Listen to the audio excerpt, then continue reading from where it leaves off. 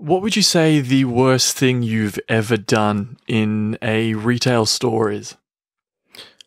The worst thing I've ever done? Probably taken too long to scan my items and held up a lot of people. It's probably the worst thing. Yeah. I have no doubt that is 100% the case. The reason I ask is because Tash and I were in Savers on Sunday. Some point over the weekend. And there was an announcement that came over the tannoy, over the speakers, right? And part of the announcement said, for your own safety, we ask that you don't set the trolleys on fire. Think about what had to have happened for them to put that into the announcement. Yep. So specifically, was it just that? Were there a whole bunch of other... There was other things as well. I think there was like no bobsledding down hills or anything like that on the trolleys. But the fire one stuck with me. Yeah. Yeah, there you go. I mean, I guess it's an important lesson. Someone out there is listening to that going, that's there because of me. Yeah.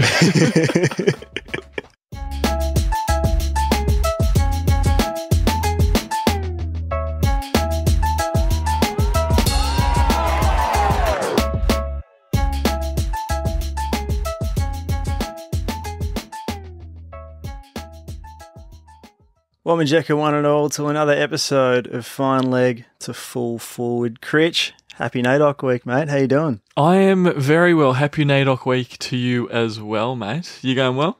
I'm going well. Again, a few weeks in a row that I haven't been sick, so it feels good. Yeah. Well, we were just talking off air, weren't we, about relativity? So you're feeling good. Are you feeling good, or are you feeling good in comparison to where you've been?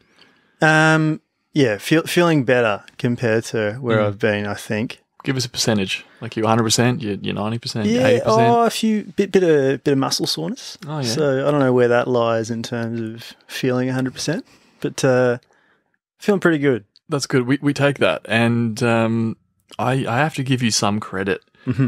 I know that you are feeling pretty good because you were a fully qualified adult.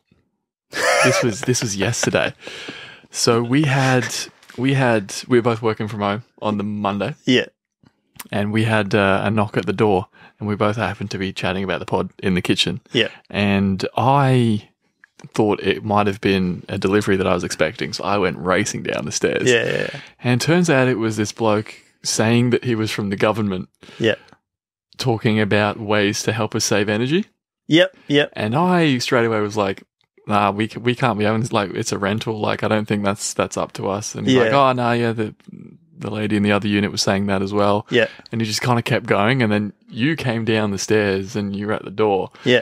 And I'd kind of ran out of ways to get rid of him. Yeah. And then you stepped in and you were very, very successful with it. Yeah. I mean, it was the first time that I sort of,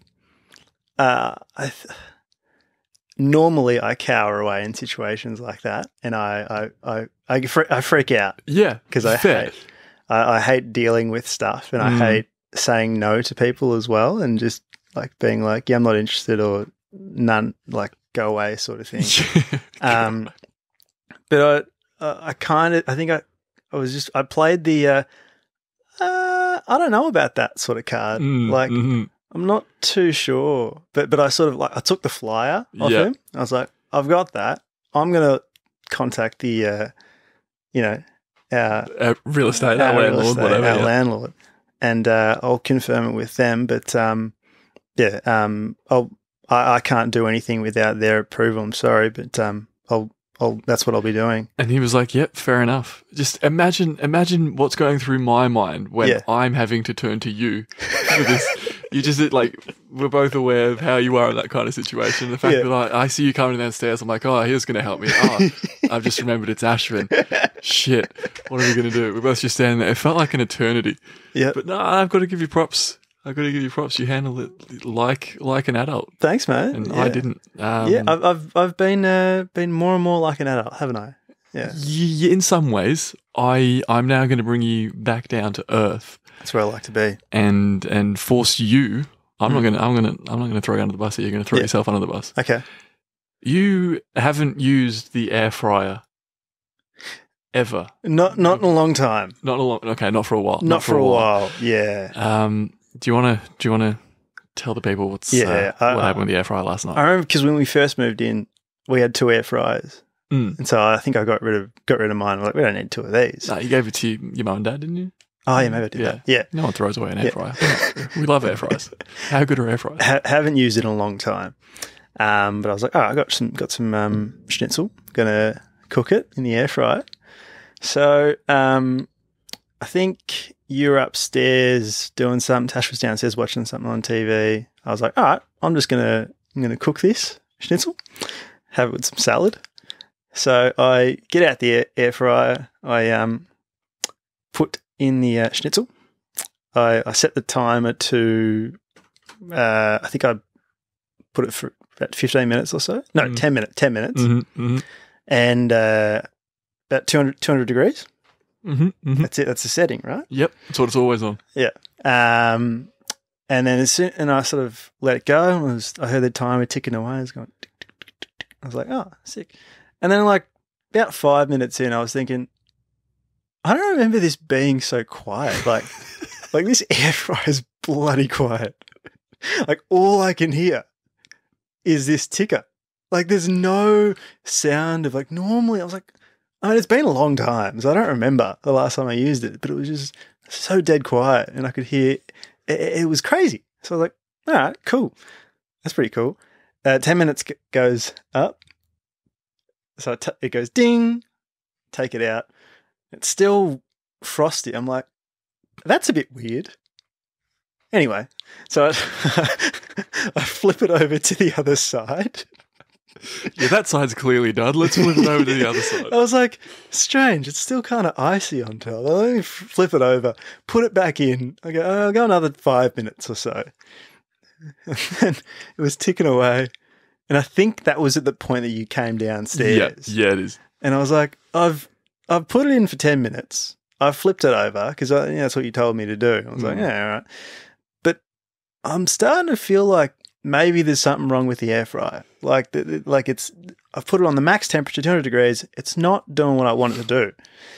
And you're like, all right, yeah, you've got it 200 degrees. Yeah, you got it. Yeah, you can hear the timer as well. You can hear the time ticking away. I've opened the drawer. Yeah. Put the drawer back in. Put it back in. And then you've leant over and you flicked on the power switch at the board. So yep. Yeah, it took me a little while to say anything after that. I think I really tried to hold in the laugh, but it was you're actually a bit deflated by it. You just kind of stood back and just kind of looked down at your feet like, oh god, sad boy. It was very yep. I didn't think. I mean, I know I'm stupid, but at times, boy, you're not stupid. No, hold on. Yeah, but moments like that, it's like, oh shit, yeah.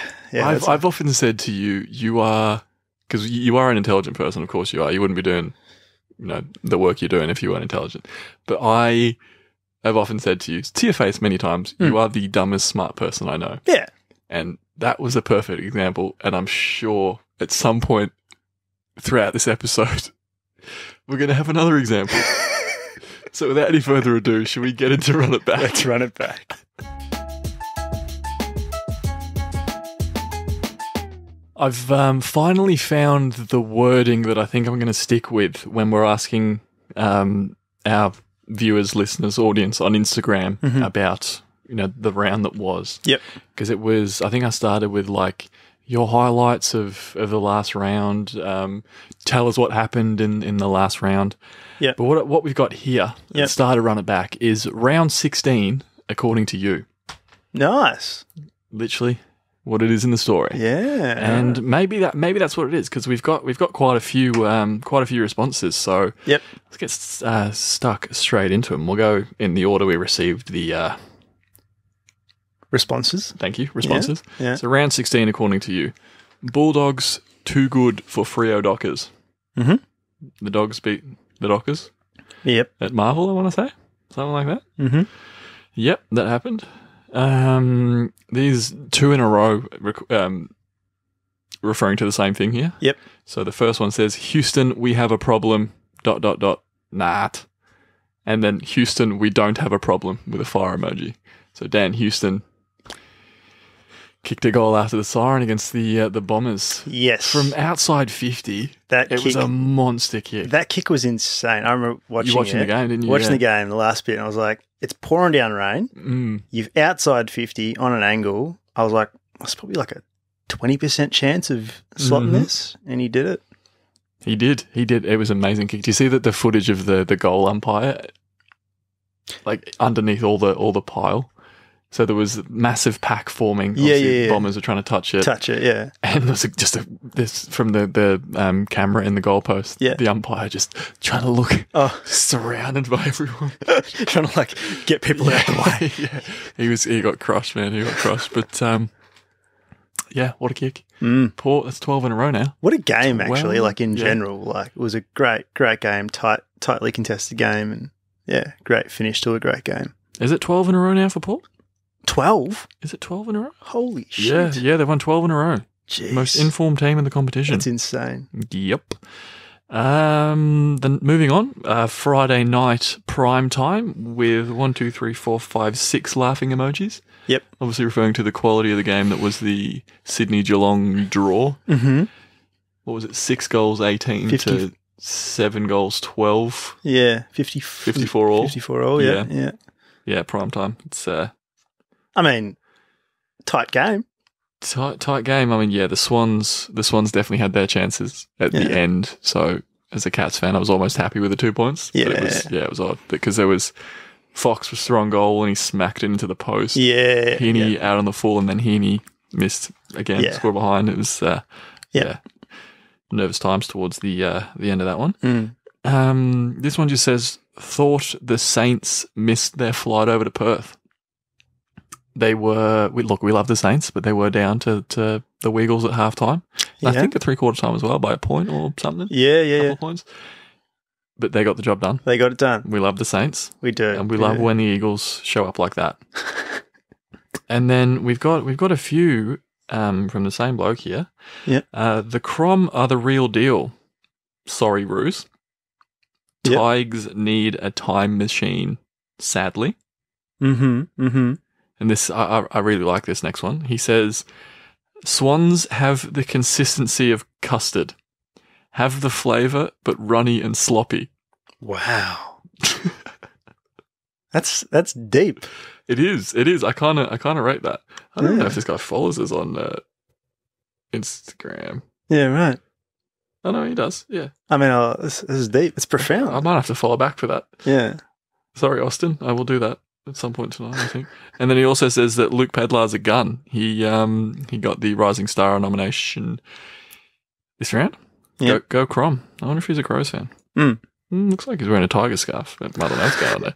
Anyway, that was round 16 according to you. Yep. And you might think that is it, but I felt like it was definitely deserved to do a second test according to you as well, because we do talk footy and we do talk cricket. And the second test was great. Yeah, it's been a good series so far. I think both test matches have been close. Obviously Australia 2-0 up and they deserve to be. But I don't know about you. I've not really been giving as much of a shit about footy with the Ashes being on. Yeah. So I thought we'll do a second test according to you. Yep. So we'll do it in order of the way we received them again. Mm-hmm. So Johnny Walker getting caught out, plus Ben Stokes just smacking pies. Yep. A couple here from Ryan. Carey is a right dog for that absolute fuckery. And he also said, how does the Australian cricket team sleep at night?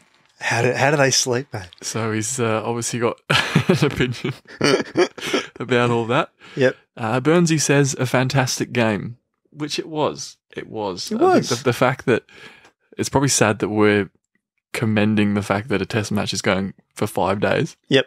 Based on what they've been lately. But yeah.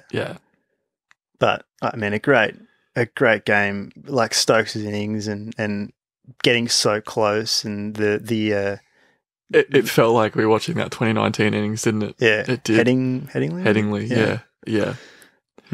Another one, and we'll get to our thoughts when we've gone through these. Yeah. This is still according to you, not according to us. Yeah. A pure display of English hypocrisy and mediocrity. Right. I can't disagree with you on that one. Mm-hmm. And then this one says, oh, Jesus Christ. Johnny Bairstow. Ha ha ha ha ha ha ha ha. Ha ha ha ha ha. Okay, he's going. Ha ha ha ha ha. Yeah. Ha ha ha ha. Jeez. Ha ha. Is there a character limit ha, on this? Or? Ha ha ha ha ha ha ha. And I've probably got that about right. Haven't I? The amount of hearts. I've probably got that about right. So we know what that's referring to. Yeah. Johnny Walker costing England the game. Yep. Loki forgot that Steve Smith turned up. I mean, he was named player of the match. Player of the match, wasn't it? Yeah. And then the last one says, other than England not knowing the rules to the game they invented, Ben Stokes is a legend. So that was the second test according to you, and thank you for everyone who has submitted, because as I said, there was a lot more than usual. So we appreciate hearing from you. Yep. Not only because we don't have to think of it. It's mainly the hearing from you. We've said that before. Yeah, we'll stand by. Absolutely. Yeah. What are your thoughts on everything? I mean, I feel like everyone has a point to what they're saying. That's a typical Aswin non-opinion. Kenny Smith sort of. Yeah, Kenny Smith. Like in a jet, just catching drive-bys for no reason.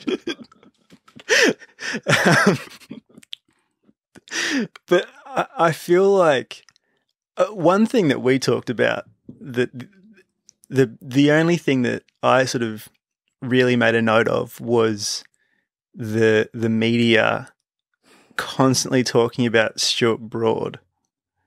Oh my God! See, that's the one thing that I actually had like a slight opinion on, and a slight sort of like everything else. I was like, yeah, okay, I can see. Yeah, it's in the rules. It's sort of like a bit dodgy, but like it's in the rules. Yeah, I can see you go either way with it. But the Stuart Broad thing is just how the media like was just referring to him. Every single time they mentioned him as part of this story would be like Stuart Broad, who didn't walk in the 2013 Ashes or whatever. Yeah. And sorry to interject, what they've failed to understand what he was saying to Carey. Yeah. Right. So he said, as you're aware, and the listeners probably aware as well, he after it happened and Stuart Broad came out to bat next, and he said to Alex Carey, that's all you'll be remembered for. Yep. Right, obviously referring to... So Stuart Broad himself is referring to the fact that he didn't walk in the 2013 Ashes. Yep. So he's done something which isn't in the spirit of the game, which is to not walk. Yep. Okay? He's made that decision, and the media ate him alive about it. Yep. So he has commented on him making that decision, Carey making a similar decision, different but similar decision. Yeah, a decision. And say, hey, this is what's going to happen. Yeah. And so they're a bit rich coming from Stuart Broad. It's like, no, that's his point. That's the very point he's making. Like, it's like he did something and he's telling someone, okay, you've done something that, something similar to what I did and I faced the repercussions. Like, you're going to cop it. You're going to cop it, He's telling him that. Yeah. And so in that sense, there is I don't understand the bit rich coming from Stuart Broad. Yeah. If anyone's going to tell you what it feels like to be scrutinized after making a mistake or making a decision like that, it makes sense to come from him. Yeah. And I guess moving on to the actual incident. Yeah. I was annoyed. Yeah. But I was annoyed at Johnny Bairstow. Yeah. All right. You're in the second test of an Ashes series. You're trying to get your country, not your team, your country back into the series. Yeah. Have some fucking game awareness, right? You've got footage of you trying it 2 days before, right? You've got all these examples of when McCullum did it when he was playing, when they did it, England did it against New Zealand. Yeah. Right. You can't whinge about, and I've said this to you off air a few times since it's happened. Yeah. the most frustrating part for me is the amounts that they've sooked about it afterwards. They can't just cop it on the chin and move on. Yeah. And it's so frustrating because you've got evidence that if the shoe was on the other foot, you'd do the same thing. You can't have a go at Carey or Australia for being switched on about it. Yeah. Keep your fucking foot, keep your bat in the crease. Yeah, and then sort of go on about the moral high ground, and then comment on like, oh, Australia's gone through this cultural change, but it doesn't seem like they have. Taking that avenue. It's so different. Yeah, sandpaper happened, right? Yeah. You can't compare Sandpaper Gate to stumping someone who's out of his crease. Yeah. And there's the footage like when Bairstow, his foot was still in the crease when Carey threw the ball. Like if that's not in the letter of the law, stumpings aren't a thing. Stumpings can't exist. That's a genuine stumping. Yeah, exactly. It's just the sooking that's come. I'm reading it on Twitter, and it's just someone's calling Australia cheat, and it's just not cheating. It's just not cheating. And you see all the comments, cheating scum, like all that kind of stuff, and you just see all the Aussies roasting. It's like, okay, so you've given them firepower for that. Okay, they're going to roast you over that. It's ridiculous. Just cop it on the chin. Again, the better team won.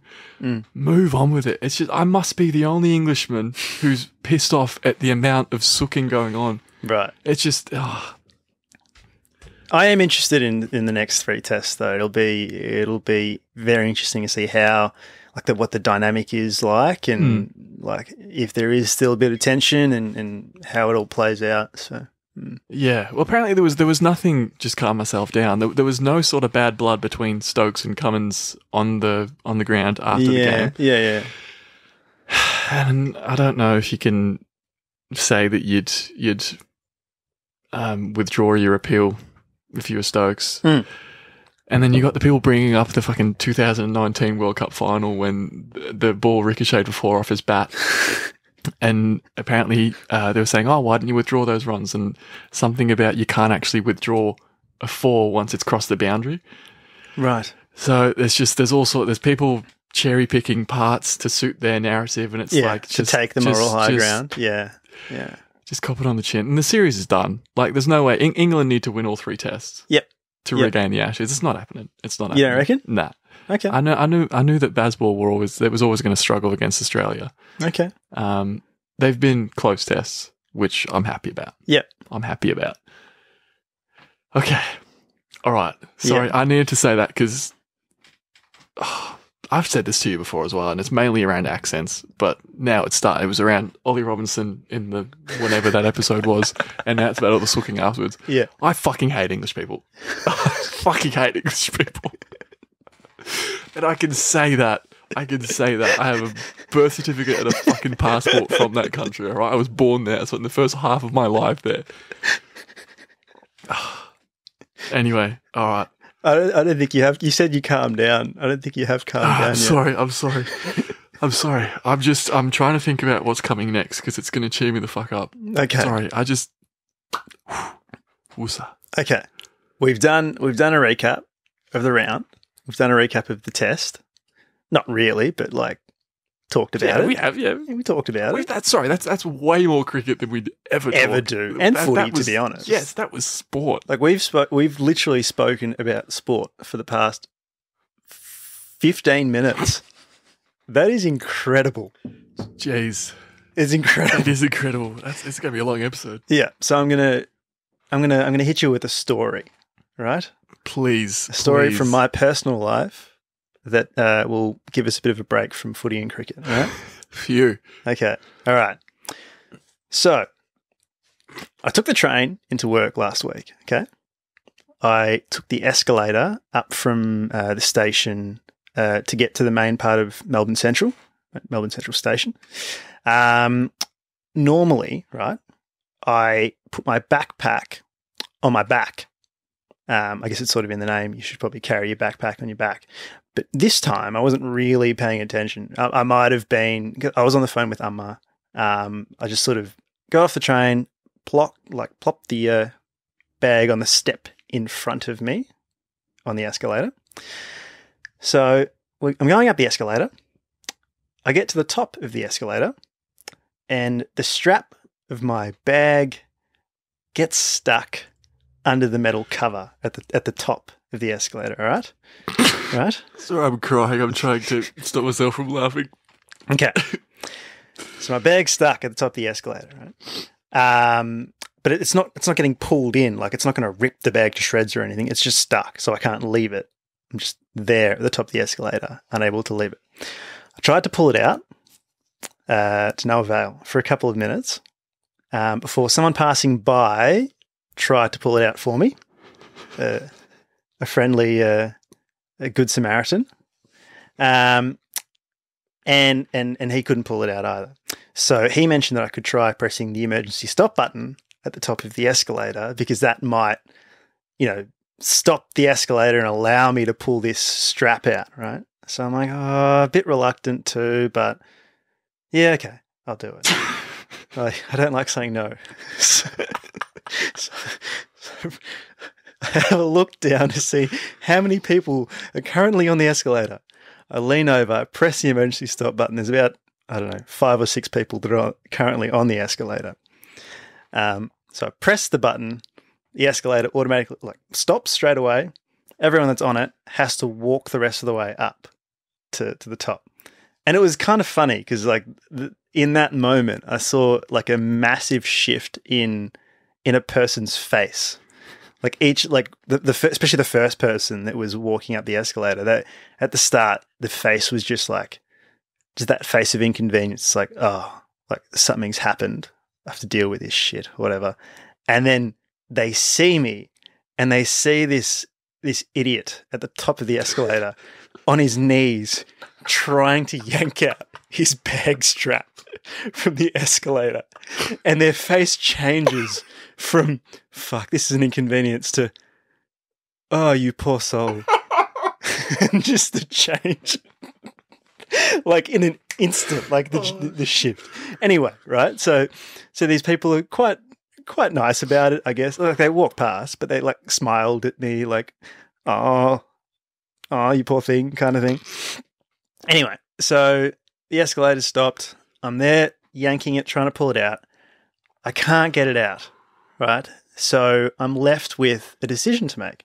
Now, I feel like a logical decision, a good decision, would have been, I had my phone on me, to call Melbourne Central Information Centre or something, right? And let them know. But I didn't think about that at the time. So in my moment, sort of on my knees, still pulling, I'm like, okay, I should get help. I should get help, right? So I look around. I got to assess my situation, look at my surroundings. Where can I get help? But I was also like, I can't leave the bag here. I got my laptop in it. What if it gets stolen? Well, it's not going to get stolen because no one can pull it out. But I don't want to leave the bag here. But I look down. I see that there's a security guard that's just at the bottom of the escalator near Coles, close to Melbourne Central. Yep.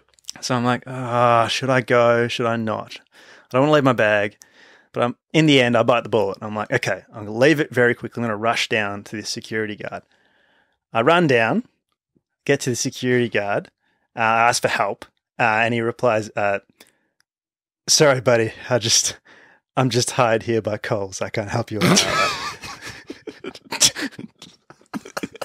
Like, oh shit, what a waste of deliberation. I'm like, fuck, I gotta get back to the bag. So I run back up the escalator.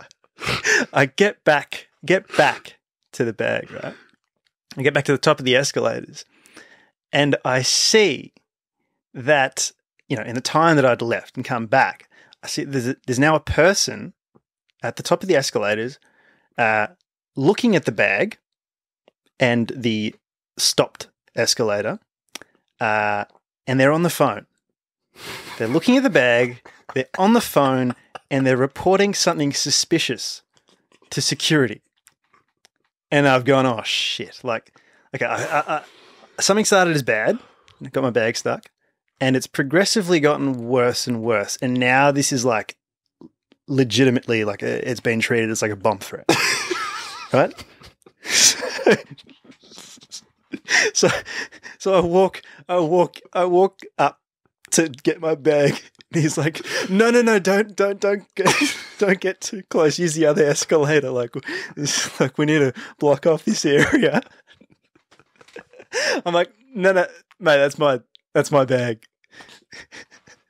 And he's like, what? I'm like, that's my bag.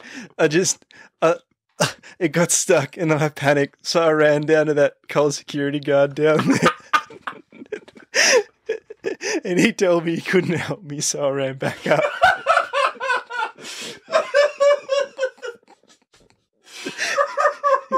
And at this point, he's called Melbourne Central Security. They've come down.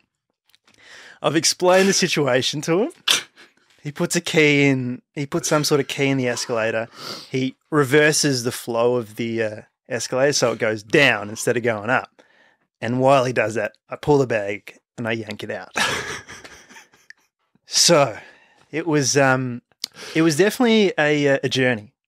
It was a journey. That's the third time I've heard that story, and I'm still in tears. It was a journey that started, bad, and I'd say it got worse. Like little things happen, and it just progressively got worse. Right? It just seemed to go from bad to worse. Yep. Right? Yeah, it did. Okay. So with that in mind, we're gonna have a bit of fun. All right. I'd say we're already having fun, mate. Oh, jeez. We're going to create footy and cricket scenarios that just keep going from bad to worse. All right? Yep. Okay. Yep. I'll start us off with a footy one. Okay. All right. You miss a tackle. All right? Yep. Okay, I'm good now. I'm good. You miss a tackle. The bloke that you're supposed to tackle kicks the goal. Right? It's on you. You lose the game. It costs your team a spot in the finals. You get blamed solely for missing that tackle. You lose your sponsorships. You get delisted. A child who's always looked up to you as a hero suffers third-degree burns from setting fire to your jersey. The child has wealthy parents. They sue you for everything you have.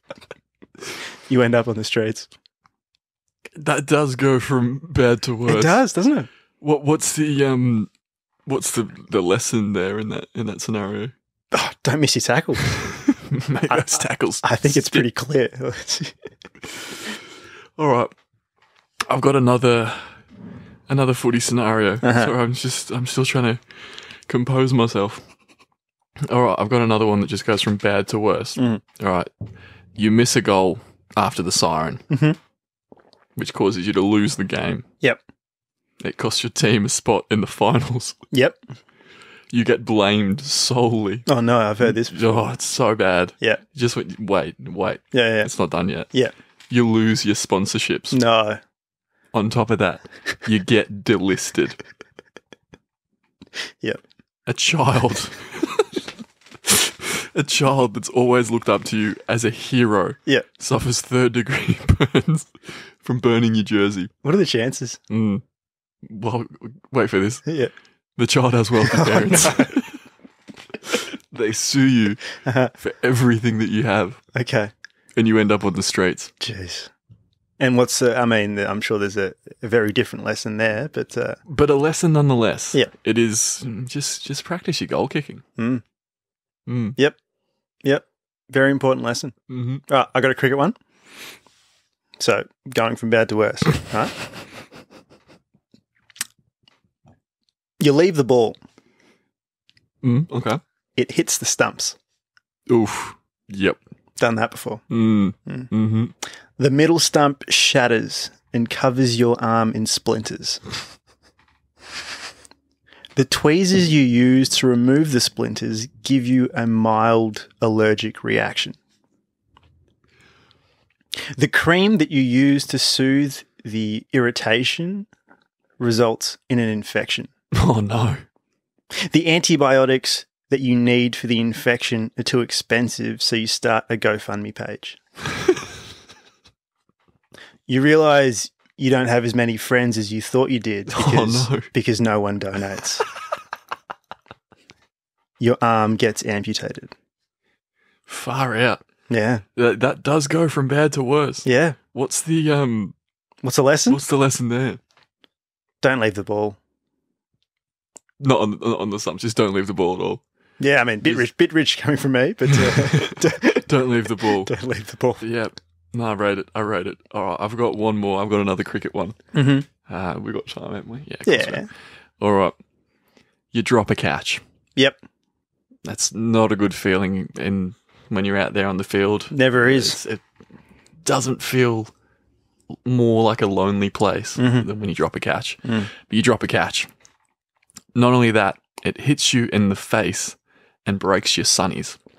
Oh, jeez. That is pretty... I know you love your sunnies. That's pretty sad for you. Yep. But these sunnies, they're prescription sunnies. All right. And you have to field the rest of the innings with your normal glasses on. Yep. And it's a really, really bright and sunny day and, really damage your eyes if you're unprotected for too long. Yep. But you soldier on. Yep. You drop another catch. Probably because you're not wearing your sunnies. Probably because you're not wearing your sunnies, exactly. It hits you in the face. Jeez. And breaks your normal glasses. Oh, no. Now you have to field for the rest of the innings without even being able to see at all. Just fully blind. Jeez. Not only that, you don't have health insurance. So you have to pay full price to replace both pairs. Right. Yeah. Wait for it. You're like, oh, well, that's all right. You go straight to the optometrist. I'll sort you out. No, you can't get a booking at the optometrist for 3 days. No. So you're just walking around for 3 days blind. And who knows how many days after that, because you're not going to have your glasses there and then. Yeah, yep. You're walking around blind. You can't get a booking for 3 days. Yep. You finally see the optometrist. Yep. And it was the bloke that you dropped twice. He's sitting there in his chair. He's broken both of your glasses. And now you're turning to him for help. It has certainly gotten worse, hasn't it? Of course, the lesson there is take your catches. That's it. What have you learned from this whole experience? What was the lesson from your story that I'm just remembering again? The main learning thing? Wear backpacks on your back. There you go. That's a fine leg to fall forward top tip. So getting forward now, we're very much talking about how one thing can lead to another and progressively get worse, right? Yeah, we are. Yeah, one thing leads to another. You're right. Yeah, I never considered that. Yeah. Yeah. Well, it's very much like the butterfly effect. Shout out Nossel High. Yeah, that's it. NB what? Repping it. Jeez, haven't said those words out loud in a long time. No, and certainly not on the pod. Yeah. Can't unsay him now. Like the butterfly effect, but it could also progressively go from good to better in the same fashion, So what would be an action, right? First action that would kickstart North winning the flag next year. Ooh. One thing leads to another, leads to another, leads to another. But what will be that first moment? What do you reckon? Can I just say winning? Is that enough of an answer? Yeah. You just win enough games to make the finals. Yeah. Win enough finals to make the grand final. Yeah. And then win the grand final. Fuck, it's the butterfly effect. There it is. Switch on. So switching on now. No questions this week, but it's more sort of based around my experience, right? My Melbourne Central experience. Aswin versus the Escalator, right? Who won? The Escalator won that day, but I did win the next day. So by winning the next day, you meant you didn't get your bag stuck in an escalator? Yes. That's all right. No, We set the bar low so we can start the day with a dub. Most people get the dub on most days. Shout out most people. But thinking about that experience, we are going to have a bit of fun again. Sorry, I was thinking about that experience. You just told me to. We are going to think about how certain cricketers and footy players would react to the situation if they found themselves in my situation at Melbourne Central. Which was, just for those who've forgotten, you got your bag stuck in an escalator. Yes. At peak hour. Correct. Right. So do you want to take us away? I'll start. Yeah, I'll start with a cricketer that we've already mentioned today, Stuart Broad. Now, I think what he would do is, again, something we've already referenced. He would wait for someone else to get the bag out. He would not walk. Right. Yep. Away from his bag. Yeah. And if no one gets his bag out, he stays there. Right. Just sort of looking around, or just hovering, just staying. Just staying there. Okay. Yeah. Until someone gets the bag out. Yep. No one gets the bag out. No one gets the bag out. Yeah, no one leaves. Fair enough. Did you get that one? I got it. Yeah, I got it. Yeah. So anyone who didn't get that one, let me catch you up. That was in reference to Stuart Broad not walking in the 2013 Ashes. Okay, now we're up to speed. That one was for you, Colin. Yeah, just. Nice. Johnny Bairstow. What would he do in this situation, you may ask? Another topical cricketer. A topical question. This may surprise people, but I feel like he may have kept walking. May have left his bag and continued to walk to work without realising that everything that he needed for work was still in his bag. But I feel like he might have continued to, mind you, in a very leisurely manner as well. Very nice and calm and leisurely walking style. I think that's probably what would have happened. Yep, I agree. Again, very topical. And yeah, casual is definitely the word, because that obviously that meme template is everywhere from just walking out because he's literally full stride, like stretching out, and it's like, it just looked like he was out on a stroll. Yeah. So I think that's a good one. I will move on to he's not as topical, but he's never too far away. Brett Kirk. Right. So one aspect that I guess that you touched on a little bit, didn't really touch on a whole lot, was what you'd say to the people walking past as you've inconvenienced them by having the escalator stop, right? Pressing the emergency stop, and they have to walk the rest of the way up. Yep. So Brett Kirk would say something like, I haven't prepared anything at all for this, so I'm going to wing this. He'd say, "Thanks, Basil." Didn't mean to say Basil. He would say, if the next person walking up the escalator happened to be Basil. If the next person was Basil, the odds are astronomical. Yeah. He would say, "Thanks, commuter.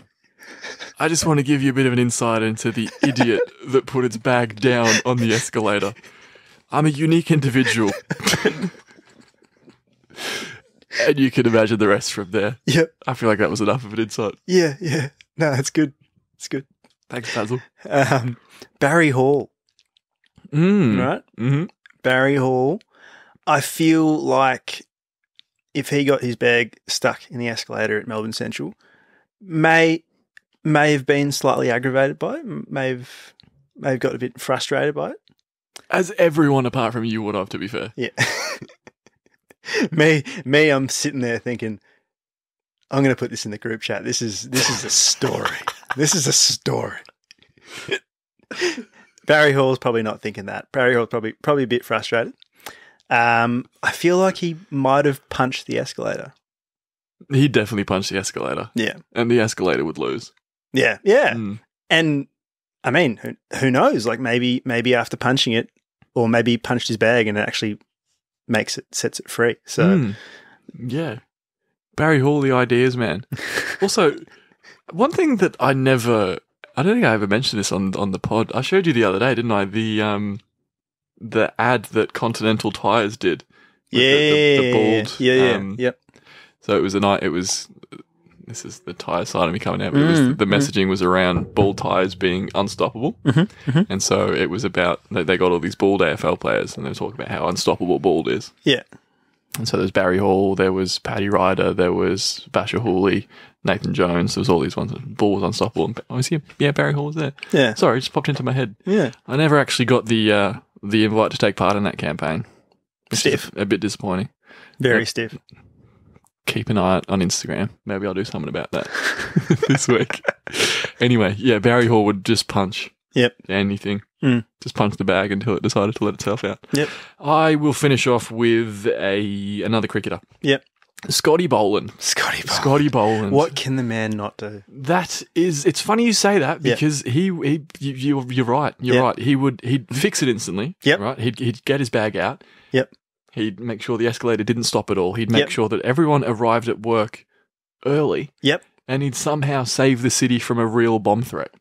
All in the same day. All in the same day. The same morning. That's before he even gets to work. Scotty Boland. What can the man not do? Man like Scotty B. Money! Money! Alrighty, time for my... I'm keeping that in, surely. I'm keeping that in. It is time for my mate, Multi. He's not letting me stop. My legs from last week. Leg 1. I said, there will be no run-outs in the second test.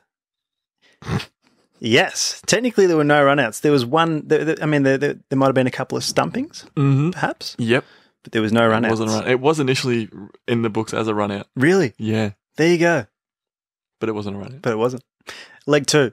There are currently 3 interstate teams in the top 8. This will be the case next week. Yes, there are currently still 3 interstate teams in the top 8. Port, Brisbane Crows? Yep. Leg 3. The FIBA Women's Asia Cup is underway in Sydney. The margin of the final on Sunday will be greater than 10 points. No. So the final was between China and Japan. China won 73-71. So not 10 points. Not 10 points. But a good 2 out of 3 there, mate. Also, pardon me for burping at the start of the segment. 2 out of 3, nice. Mine from last week, I said the Ashes series will not be level after the second test. That got up. Correct. I said the Crom North margin will be the same as when they played each other in round 15 last year. So 57 points. That didn't get up. It was 66, wasn't it? Yeah.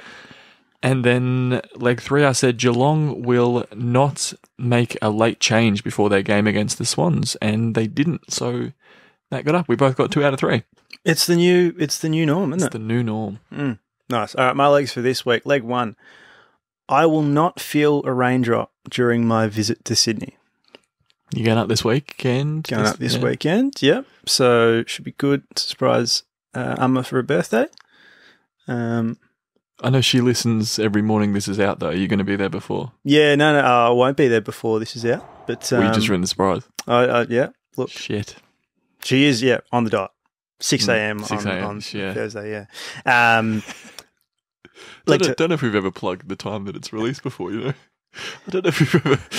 Yeah, it's just people just wake up in the morning and it's there. It's there, yeah. Now, there's a lot of work that goes into that. You know? A lot of pre-work. You got to think about what time, and then you got to set it. That's it. That's all the work. Leg 2. The attendance at the Flittiff Cup, the Geelong North game this weekend, will be below 20,000. All right. Leg 3. Another Aussie will sign some sort of NBA deal within the next week. So Paddy Mills joining Josh Giddey at the Thunder? Yeah, at the Thunder. Yeah, so he went to Houston and then they moved him straight to OKC. I think Landale's going to the Rockets. There's a few. Dante Exum. Yeah, I did see that as well. Yeah. Coming back to the NBA. He was playing in Europe, wasn't he? Yeah, he was playing, I think he was playing Barcelona or somewhere in Europe. And then he helped him win a title and now he's back. Now he's at the Mavs. So well done, Dante. I feel like we've given him a shout out before on the show. Yeah, years ago. Definitely. Anyway, My legs for this week. An English bowler will bowl above 144 kilometres an hour. Likely to be Josh Tongue, I think. Oh, does he bowl that quick? Does he? Yeah, like he's the only one I think that sort of pushes that. I will say, because that was me. I didn't actually know how quick he bowled. I will say that's me saying that Mark Wood will play. Maybe I'll change it. Maybe I'll just say Mark Wood will play in the next test. That's what I'll say. That's my leg. I'll change that now as well, actually. Okay. Leg 2. Alex Carey will make a ton in the next test. Okay. All right. And there will be a lot of boos. But he will love it. And leg 3. Yep. The margin of the Flitwick Cup will be less than 6 goals. Tight game with a big crowd, apparently. And that's just about going to do it for another week. Before we wrap things up, I might just give a quick shout out. I have given them a shout out before, might have been last year at some point, but quick shout out to the Koori Heritage Trust in Fed Square. It is NAIDOC week, and I think I mentioned once I did go on a tour like last year, was it? Yeah, I think it was through work, and it was amazing. Learnt so much, saw a lot of stuff, really cool stuff, and highly recommend it. So just another plug for the Koori Heritage Trust, especially given it's NAIDOC week as well. It's all about learning, and I think it'd be a great opportunity for anyone if they're in the area as well. If you're already in the city, it's right at Fed Square. So there is a not to, absolutely. No, well said, mate. Are you gonna? Do you want me to sign up? No, I'll sign off if you want. Do you want to sign off? I'll sign off. Yeah, I will. Okay. Right. Keep your bags off escalators.